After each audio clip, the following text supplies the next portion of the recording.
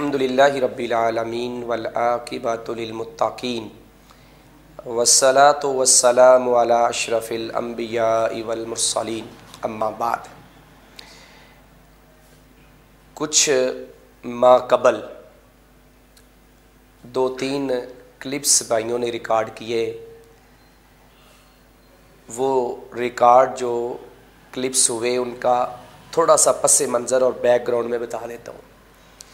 एक क्लिप में बात थी कि अगर कोई मकान बनाकर रेंट पे देता है तो उस पे ज़कात होगी या नहीं होगी। तो मैंने भाइयों को ये बताया था कि रेंट पे जो मकान दिया जाता है, क्योंकि वो बिज़नेस कर रहे हैं, लिहाजा उस रेंट के पैसों के ऊपर ज़कात होगी, मकान के ऊपर ज़कात नहीं होगी। मकान उनकी मलकियत में। आप इसको बिल्कुल सादा अल्फाज में समझने की कोशिश करें। कुछ भाई परेशान हो गए कि ये मसला क्या हो गया कि भाई अब वो रेंट के ऊपर भी ज़कात देना शुरू कर देंगे। तो आज तक तो हमने सुना नहीं है, ये मुझे दोस्तों ने बताया कि कुछ भाइयों ने इस तरह की बातें की हैं। तो मेरी उन भाइयों से बड़ी हम्बल रिक्वेस्ट है और इल्तिजा है कि मसले को समझने की कोशिश करें। जो मसला है उसको मसला ही रखें। अगर हमें एक चीज़ का इल्म नहीं है तो इल्म आ जाने के बाद हमें उस पर अमल करना चाहिए। कोई भी चीज़ जब हम बिज़नेस की तरफ लेके जाते हैं, उससे कुछ गेन करते हैं, हासिल करते हैं, तो वो एक बिज़नेस होता है, वो हमारा प्रॉफिट होता है और उसके ऊपर ज़कात होती है।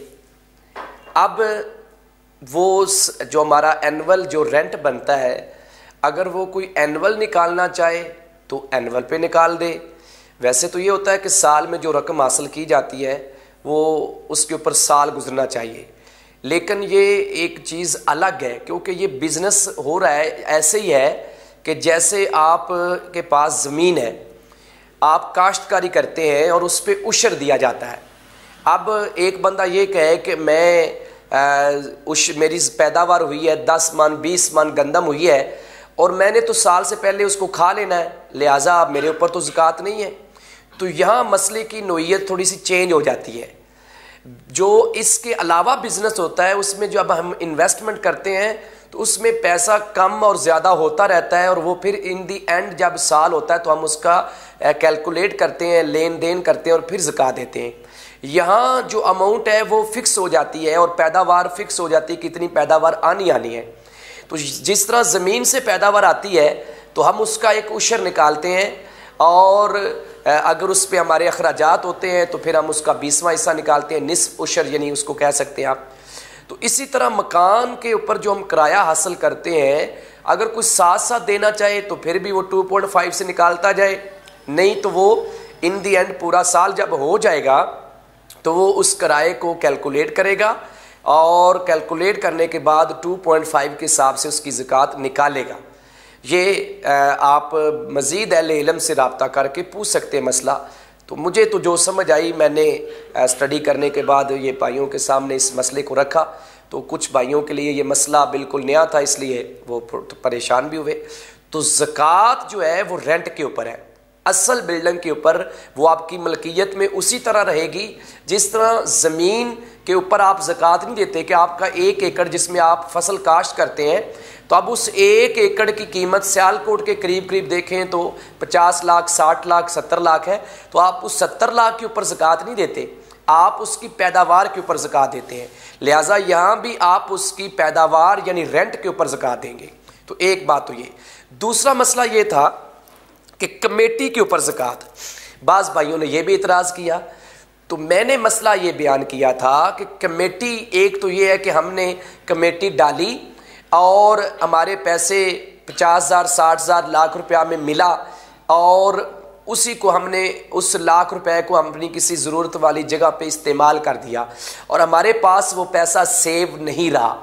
अब बल्कि हम हर महीने 5,000 10,000 मंथली उसके अगेंस्ट जो है वो हम पे कर रहे हैं क्योंकि हम पैसे लेके इस्तेमाल कर चुके हैं। तो इस सूरत में तो ज़कात नहीं है।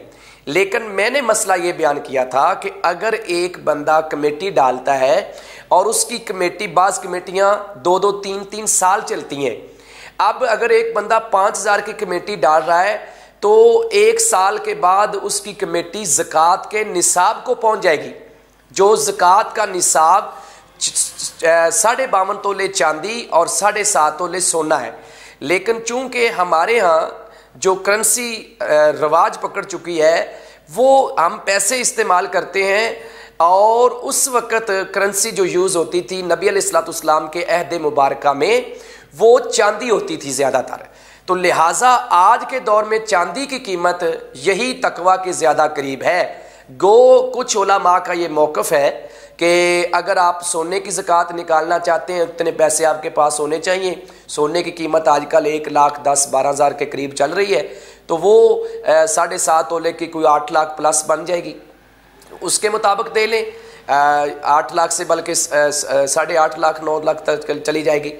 लेकिन जो ज़्यादा मुत्तकी और तकवा वाले उलमा हैं उनका ये मौक़िफ़ है, और मुझे भी यही बात ज़्यादा कह लो कि अच्छी और भली मालूम होती है कि चांदी के मुताबिक हमें ज़कात देनी चाहिए। 52.5 तोले चांदी की जो कीमत मौजूदा रेट के मुताबिक 1456 रुपये आज का जो रेट पाकिस्तान में है चांदी का फ़ी तोला, उसकी कोई अमाउंट बनती है 76,400-800 रुपया इसके करीब।